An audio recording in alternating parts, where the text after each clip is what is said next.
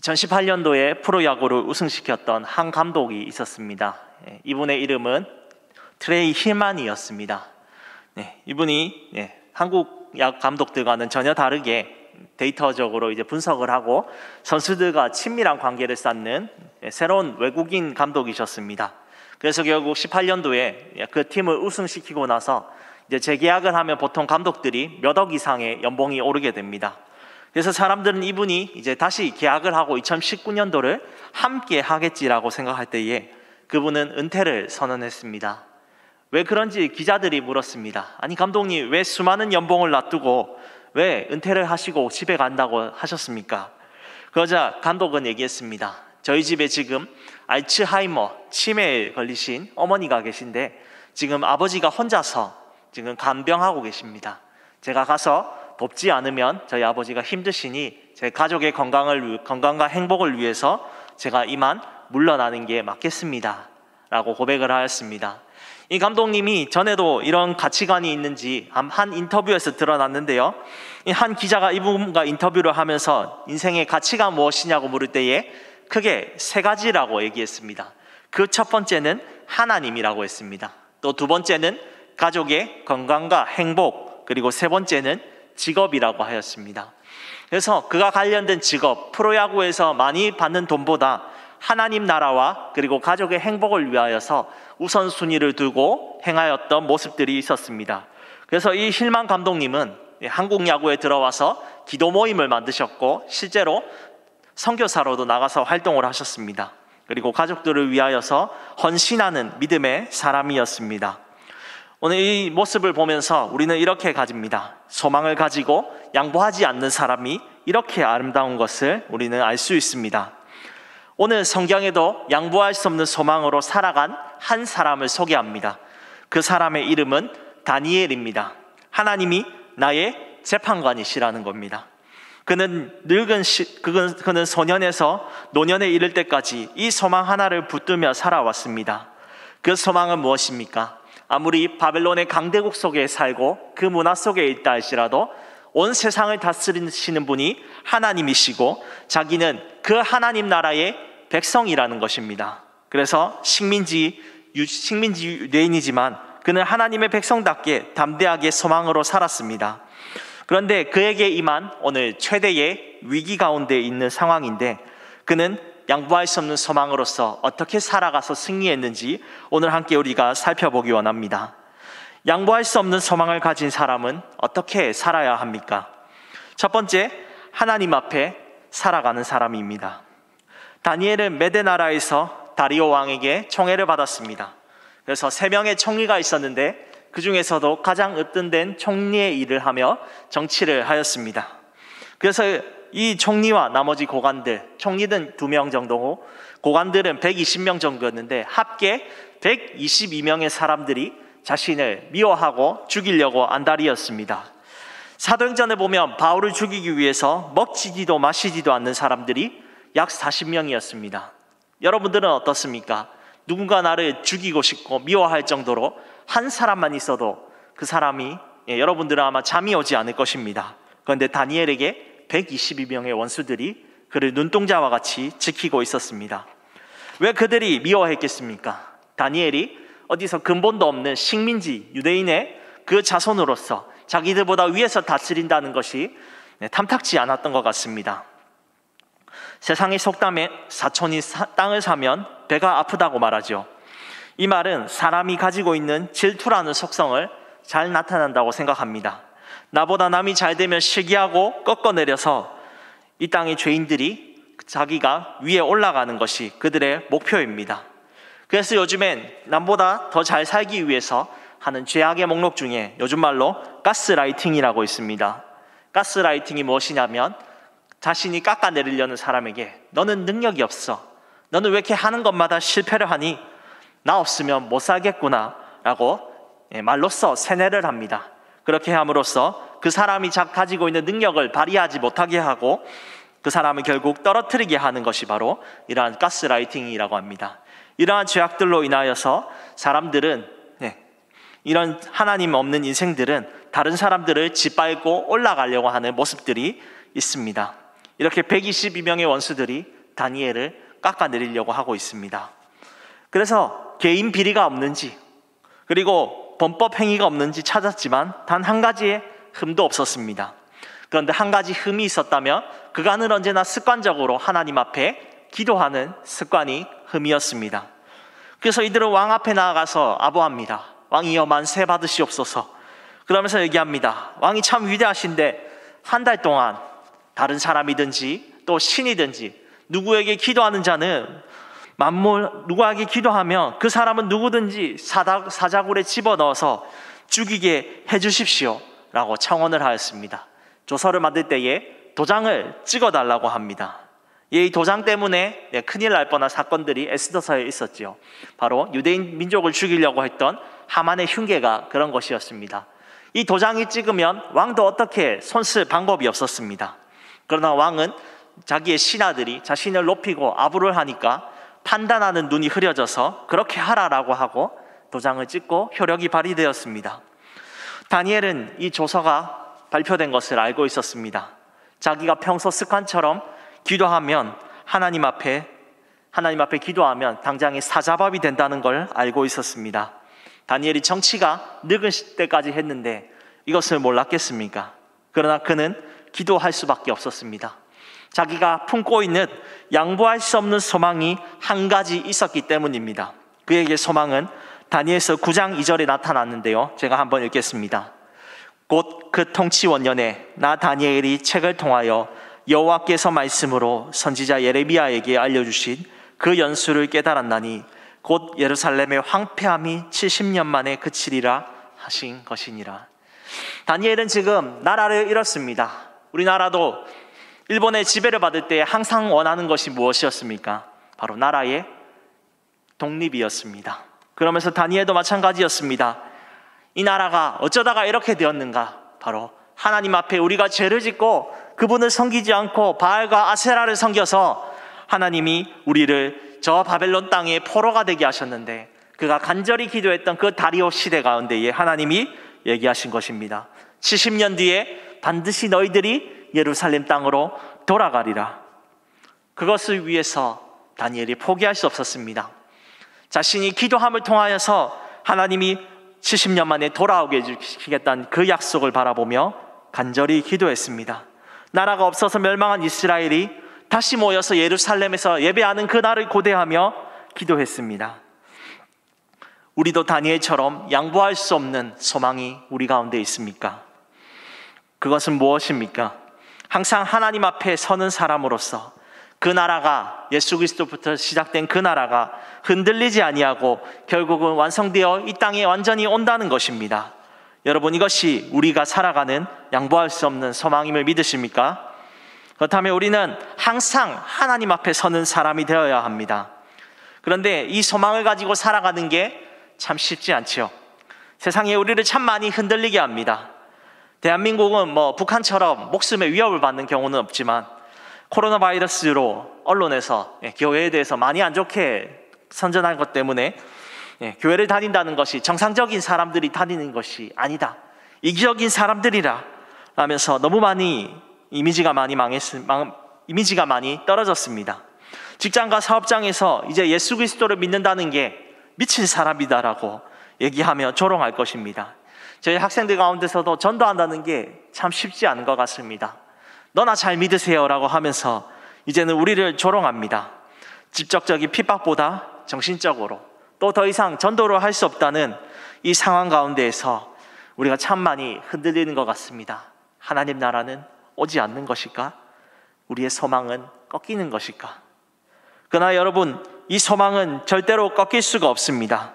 바로 다니엘처럼 하나님 앞에 서는 사람들이 이 소망을 쟁취하며 얻을 것이기 때문입니다.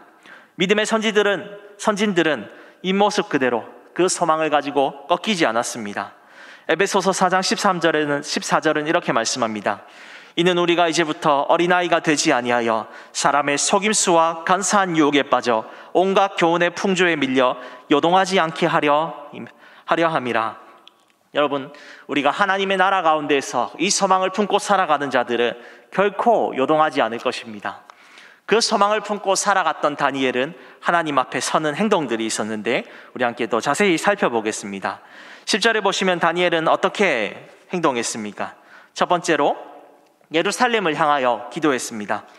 하나님의 약속으로 돌아갈 그 땅을 바라보며 기도한 것입니다. 솔로몬이 이것은 성전에서 기도할 때에, 적국에서 포로로 잡혔을 때에 그 성전을 바라보고 기도하면 하나님께서 돌아가게 해주시겠다는 그 약속을 생각하며 먼저 기도한 것입니다. 우리는 기도할 때에 하나님 나라를 바라보며 구체적으로 기도하기를 바랍니다. 세상을 바라보며 한숨밖에 없지만 하나님이 주시는 확실한 약속의 근거의 말씀을 가지고 기도하면 우리는 어려움을 흔들리지 않고 이겨낼 수 있을 것입니다. 두 번째로 다니엘은 창문을 활짝 열고 기도했습니다. 지금 다니엘의 상황이 많이 위태합니다. 저라면 어떻게 했을까요? 아니 122명의 사람들이 내가 저 기도하는 한순간을 포착하려고 기다리고 있는데, 나라면 그냥 이제 창문을 닫고 하나님 죄송합니다, 제 목숨이 좀 위태로워서 그냥 문 닫고 좀 기도하겠습니다, 그렇게 할 수 있을 것 같습니다. 그런데 다니엘은 그렇게 하지 않았습니다. 바로 자신의 신앙이 죄가 아니라는 것을 믿었기 때문입니다. 세상 사람들 앞에 내가 예수 그리스도를 믿고 살아간다는 것이 결코 부끄러운 것이 아니라 담대하다는 것을 알려주었습니다. 성도 여러분, 우리가 믿는 그 신앙이 세상 사람들 앞에 담대하게 살고 있습니까? 아니면 내가 예수 믿는다는 게 부끄러워서 감추고 아무도 몰라야 돼 하면서 숨어서 살고 있습니까? 하나님 앞에 서는 사람들은 그 부끄러움을 이겨내며 당당하게 주님의 백성됨을 선포하는 사람들입니다. 오늘 우리가 하나님 앞에 담대하게 선포하며 살아가기를 소망합니다. 마지막으로 다니엘은 하나님께 감사했습니다. 다니엘은 지금 원수들이 죽이려고 하는 도저히 감사할 수 없는 상황이었습니다. 그런 가운데 초조하고 불안하고 하나님 저 이제 죽겠는데요가 아니라 다니엘이 외쳤던 고백은 항상 감사였습니다. 우리의 기도의 시작도 감사가 돼야 됩니다. 우리가 때로는 병에 들고 죽음이 다가오고 알 수 없는 고난이 와도 우리의 입에서 항상 넘쳐야 될 고백은 바로 감사입니다. 그리하면 빌립보서 4장 6절에 무엇이라 얘기했습니까? 아무것도 염려하지 말고 오직 모든 일에 기도와 간구로 널 구할 것을 감사함으로 하나님께 아뢰라. 그리하면 모든 지각에 뛰어나 하나님의 평강이 너희 마음과 생각을 지키시리라. 성도 여러분, 하나님 앞에 온전히 서며 그 약속을 끝까지 붙잡으며 맛보는 우리가 되기를 소망합니다. 양보할 수 없는 소망을 가진 사람은 어떻게 살아갑니까? 두 번째로 하나님을 끝까지 신뢰하는 사람입니다. 122명의 원수들은 이때를 놓치지 않고 다니엘이 기도했던 그 순간을 포착해서 왕 앞에 데려갑니다. 그렇게 얘기합니다. 왕이시여, 당신이 조서를 쓸 때에 분명히 도장으로 누구든지 이 왕 외에 다른 신에게 기도하면 사자밥에 집어넣는다 했는데, 왕이여 그 약속을 지켜야 됩니다. 그제서야 다리오 왕이 깨달았습니다. 나를 위해서 만든 법이 아니라 다니엘을 죽이기 위해서 만든 법이구나. 왕은 다니엘을 죽이고 싶지 않았습니다. 반란은 꾸민 적도 없었고 7, 80년 열심히 공무 수행을 하면서 하나님 나라와 그 국가를 위해서 헌신하였던 그를 죽이고 싶지 않았습니다. 밤이 될 때까지 정말 많이 고민했습니다. 그럼에도 이 신하들이 와서 얘기했습니다. 왕이시여, 도장에 찍지 않았습니까? 만약에 도장에 찍은 것을 번복하시면 당신의 나라가 흔들리고 기반이 떨어질 것입니다. 네, 이 왕들이 도장에 찍었던 것을 막을 수 있는 법이 아무것도 없었습니다. 그래서 왕은 다니엘이 무사하기를 기원합니다. 다리오 왕이 하나님을 믿지 않았음에도 불구하고 그는 하나님에 대하여 이렇게 얘기합니다. 네가 항상 섬기는 하나님께서 너를 구원하기를 원하노라 라고 얘기했습니다. 이 다리오 왕이 다니엘을 아끼는 마음으로도 이렇게 표현했지만 이것은 약간 바벨론의 문화적인 법을 좀 알 필요가 있습니다. 바로 이렇게 얘기했던 이유는 시제법이라는 바벨론의 문화가 있었습니다. 어떤 사람이 죄를 지으면 그 사람이 무죄를 증명하기 위해서는 신의 절대적인 도움이 나타나면 그 사람이 무죄가 되는 법이 바로 시제법이었습니다. 그래서 그 사람을 뱀 가운데 집어넣거나 물이나 불로 그 사람을 죽이려고 할 때에 신의 도움이 나타나면 그 사람은 무죄를 선고받았습니다. 다리오 왕은 이 법 가운데서 다니엘이 이 시제법으로서 그가 용서받는다면 정말 좋겠다는 그 인간적인 마음으로 그에게 얘기하며 믿으며 사자굴에 던졌습니다. 그리고 바위를 봉하면서 왕이 밤새도록 잠이 오지 않았습니다. 즐겼던 오락거리도 하지 않고 먹는 것도 다 금하고 다니엘이 죽었는지 생각하면서 슬퍼하고 있었습니다. 그리고 다음날 얘기했습니다. 사시는 하나님의 종 다니엘아, 하나님이 정말 살아있기를 원하는 마음으로 왕이 불렀습니다. 네가 하나님께서 사자들에게서 너를 구원하였느냐? 라고 할 때 다니엘이 기적적으로 얘기합니다. 왕이시여 만세를 받으십시오. 하나님께서 천사들을 보내셔서 사자들의 입을 막으셨습니다.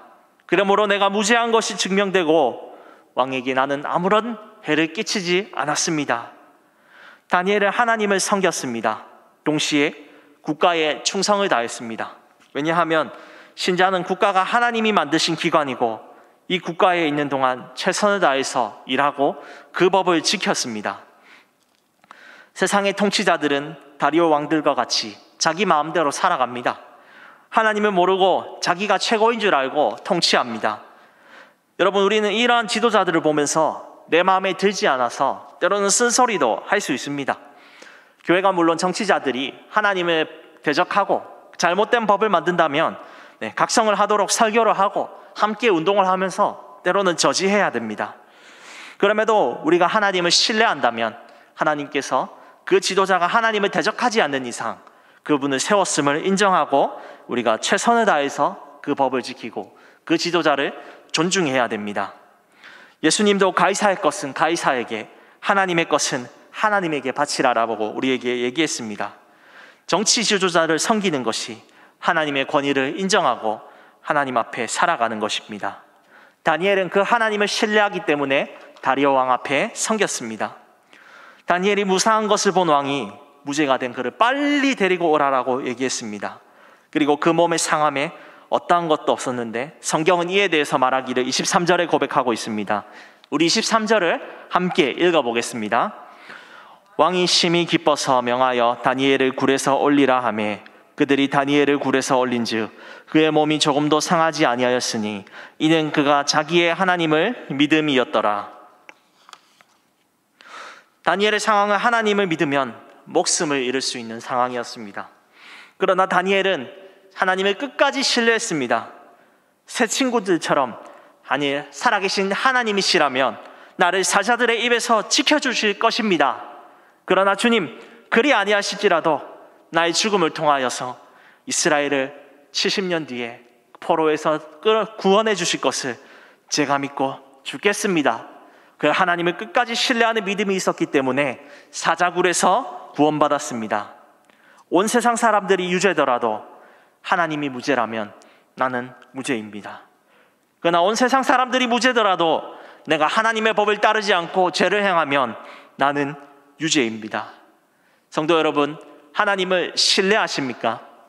그렇다면 세상의 법도 또한 잘 지키시며 세상의 법을 뛰어넘은 하나님의 법을 지키며 살아갑시다. 그것이 바로 하나님을 신뢰하는 사람들의 모습인 것입니다. 그분을 신뢰하고 내가 하나님의 법대로 살면 하나님은 결코 나를 실망시키지 않습니다. 나를 넘어뜨리지 않습니다. 나를 높이 세워주시고 나를 모든 음부와 사단의 권세로부터 지켜 보호할 줄 믿습니다. 성도 여러분, 하나님의 그 소망 가운데에서 우리가 국가에 순종하고 무엇보다 그 위에 계신 그 하나님을 절대적으로 믿으며 우리가 할 일을 하며 살아가기를 소망합니다. 양보할 수 없는 소망을 가진 사람은 어떻게 살아갑니까? 그 마지막은 형통한 삶을 살아간다는 것입니다. 이제 다리오 왕은 다니엘을 모함했던 모든 사람들 122명의 원수들과 그 처자식들을 연자제로 잡아서 사자굴에 집어넣었습니다. 그러자 사자들은 입이 벌리고 뼈까지 부서뜨리면서 그 원수들을 멸하고 있습니다. 하나님의 나라를 위협하고 의인을 넘어뜨리려고 하는 자는 시편 37편 그곳 가운데에서 어떻게 됩니까? 여호와의 어린 양의 기름같이 타서 없어질 것입니다. 그 백성을 넘어뜨리고 교회를 핍박하는 자들은 자자손손이 결국은 멸망하고 영원한 무적행 속으로 들어갈 것입니다. 이 일 후에 다리오 왕이 조서를 씁니다. 전에는 자신의 이름을 위해서 신하들의 아부를 듣고 나 외에 다른 신과 사람을 섬기면 사자밥이 되겠다라고 했는데 이제는 단 한 사람의 이름을 높입니다. 그분은 다니엘의 하나님, 그 이름을 높입니다. 어떤 사람, 어떤 왕들보다 높으시고 그는 사자굴에서도 구원하시는 위대한 하나님이시라는 것을 찬양하고 있습니다. 다리오 왕은 하나님 잘 모릅니다. 그가 나중에 믿었을 거라고도 확신할 수 없지만 한 가지 확신할 수 있는 것은 바로 그 위에 하나님이 계시다는 것을 그가 인정했다는 것입니다. 먼 옛날 다니엘이 느부갓네살로부터 시작된 그 금신상의 예언을 통하여서 그는 바라봤습니다. 이 바벨론과 같은 대제국이라 할지라도 세상 나라는 하나님이 꺾으시면 언젠가 이 돌멩이 하나에 무너질 것이다. 그러나 이 돌멩이가 점점 자라서 온 세상을 덮고 온 세상을 뒤덮을 것인데 이것이 바로 예수 그리스도로부터 시작되는 나라인 것입니다. 이 소망을 가지고 살았던 다니엘을 통하여서 하나님은 왕의 입을 통하여 자신의 영광을 드러내십니다. 주님은 죄와 사망을 이기시고 사단과 악한 권세자들을 영원한 지옥불에 넣으시며 영원한 승리를 우리에게 가져다 주실 것입니다. 다니엘은 그렇게 다리오 왕의 시대 그리고 바사 왕 고레스 왕의 시대까지 다스리게 됩니다. 그 가운데서 28절을 우리가 한 번 더 읽어보겠습니다. 이 다니엘이 다리오 왕의 시대와 바사 사람 고레스 왕의 시대에 형통하였더라. 왕이 4번이나 바뀌었습니다. 여러분 지난 주일에도 제가 설교했지만 왕이 4번이나 바뀌었는데도 감옥에 가지 않고 이렇게 계속해서 통치한다는 것이 얼마나 놀라울지 모릅니다. 우리나라 정치가들 보십시오. 정권과 임기가 끝나면 그 사람들의 미래가 어떻게 됩니까? 조사를 받아서 감옥에 가거나 비참한 말년이 기다리고 있는데 그것보다 훨씬 더 2500년 전에 살았던 이 다니엘은 왕이 4번이나 바뀌는 7, 80년의 세월에도 굳건하게 살아가고 있습니다. 이것에 대해서 하나님이 내리신 평가가 무엇입니까? 그가 형통하였더라라는 것입니다. 여러분 형통은 무엇입니까? 문자적으로 보면 일이 잘 풀리고 내가 하는 일이 기쁘고 성공하는 것입니다. 그러나 성경의 형통은 그것이 형통이라고 얘기하고 있지 않습니다. 요셉이 형통할 때 하나님께서 어떠한 상황 속에 형통했다라고 얘기하십니까? 총리가 되었을 때요? 아닙니다. 형들을 용서해주고 사람들을 흉년으로부터 살렸을 때요? 아닙니다. 감옥에 갇혔을 때 형들에게 미움을 받아서 굴에 던져졌을 때에 그곳 가운데서 하나님이 늘 항상 얘기했습니다. 요셉과 함께 하시니 그가 형통하였더라. 여러분 다니엘이 잘 돼서 이렇게 나와서 형통도 있지만 그리 아니하실지라도 하나님은 다니엘을 통하여 형통하게 하셨습니다. 왜냐하면 이 어려운 상황 가운데서도 늘 언제나 다니엘과 함께 하신 하나님이 계셨기 때문에 다니엘은 형통한 사람입니다. 우리 수정교회 성도 여러분은 형통한 사람입니까? 우리는 이미 형통한 사람입니다. 왜냐하면 우리는 예수 그리스도의 거룩한 성도로 부름받았습니다. 그리고 그의 모습을 닮아가는 제자로 부르심을 받은 형통한 사람들임을 믿으시기를 바랍니다. 그렇다면 이 형통한 사람들이 어떻게 살아야 됩니까? 바로 이 다니엘의 모습 가운데서 다리오 왕의 조사를 통하여서 다른 사람들에게 예수 그리스도를 나타나게 해야 됩니다. 무엇을 통해서입니까? 예수 믿으세요. 물론 전도도 열심히 해야 됩니다. 하지만 그것보다 더 중요한 것이 있다면 내가 세상 사람들과 살아가면서 거룩한 모습으로 살아가는 것입니다. 여러분 그리스도인들이 자기 유익만을 쫓아서 살아가면 세상 사람들에게 예수 그리스도의 모습을 보여줄 수 없습니다. 조금은 내가 손해를 보고 조금은 내가 당하는 것 같고 속된 말로 이제 바둑의 호구 같아 보일지라도 하나님의 나라를 위하여서 내가 이웃에게 좋은 것을 나눠주고 나의 시간을 드리면 사람들은 그것을 보고 느낄 것입니다. 정말 예수 믿는 사람이 다르구나. 이 사람 때문에 나도 그 하나님 알고 믿고 싶다 라고 느낄 수 있을 것입니다. 다니엘의 이 형통을 통하여서 이 다니엘에 있는 이스라엘 백성들에게 하나님은 얘기합니다. 이스라엘 백성들아, 너희가 지금 바벨론 땅에 있느냐? 아니면 저 알 수 없는 저 먼 나라에 가서 우리 하나님은 죽었어, 우리는 불행한 민족이야 라고 생각하고 있느냐? 결코 그렇지 않다. 너희가 나를 믿으면서 하나님의 말씀대로 살고 다시금 그 소망을 붙잡고 살아가면 나는 너희와 언제든지 함께 할 것이고 너희를 포로된 땅에서 돌아오게 할 것이라. 그리하여 너희들이 형통함을 맛보게 하리라 얘기하고 계십니다. 성도 여러분, 우리도 이 땅 가운데에서 천국 그 하나님 나라를 향하여 순례 걸음을 향하고 있습니다. 우리는 그 형통을 바라보며 살아가고 있습니까? 세상의 기쁨, 돈 버는 기쁨이 최고다, 나의 명예가 최고다라고 말하면서 엇갈리며 머뭇머뭇거리고 살아가고 있지는 않으십니까? 우리는 그 모든 것들을 버리고 하나님과 동행하며 창세기의 말씀처럼 여호와의 이름을 부르짖으며 형통하게 살아가는 사람들이 되기를 소망합니다. 그렇게 할 때 세상 사람들이 우리를 통하여서 이곳 가운데 생명이 넘치고 그들도 우리와 함께 믿음의 형제들이 될 줄 믿습니다. 그리고 또한 하나님 앞에서 온전히 살아가며 그 소망을 붙잡고 살아가는 자는 영원히 형통할 줄 믿습니다. 말씀을 정리하겠습니다. 많은 성경의 선조들과 조상들이 이 양보할 수 없는 소망을 가지고 살아갔습니다. 어떤 사람들은 기적과 기사를 행하여서 세상에 승리하였습니다. 그러나 어떤 사람들은 핍박과 모진 고난을 받으며 이름도 없이 빚도 없이 죽임을 당하였지만 그들은 승리한 사람들입니다. 그 소망을 가지고 살아가며 하나님 앞에 왕과 같이 지금도 다스리고 우리가 이곳에 오기를 기다리고 있습니다. 세상이 흔들리고 유혹해도 우리는 그 양보할 수 없는 소망을 끝까지 붙잡도록 하나님 앞에 서기를 소망합니다. 그리고 하나님 앞에 우리가 승리하며 그분을 신뢰합시다. 그러면 그분이 나의 무죄를 증명하시고 나를 높이 들어 올리실 것입니다. 하나님 앞에 형통하게 살기를 소망합니다. 세상 사람들에게 다니엘과 같이 비리대로 사는 것이 아니라 의와 진리와 희생을 통하여서 하나님의 복된 이름을 널리 알리는 우리가 되기를 소망합니다.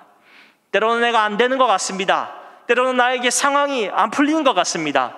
그러나 그럼에도 내가 형통하다고 확신하는 것은 하나님이 나와 늘 언제나 함께하기 때문임을 믿으시기 바랍니다. 내가 이 소망으로서 살아갈 때에 하나님께서 나를 끝까지 책임지고 다니엘과 같이 살아가면 주님이 다니엘서 12장 3절에 얘기합니다. 궁창에 빛나는 빛같이 많은 사람들을 옳은 대로 인도하는 자들은 별과 같이 영원토록 빛날 것이다.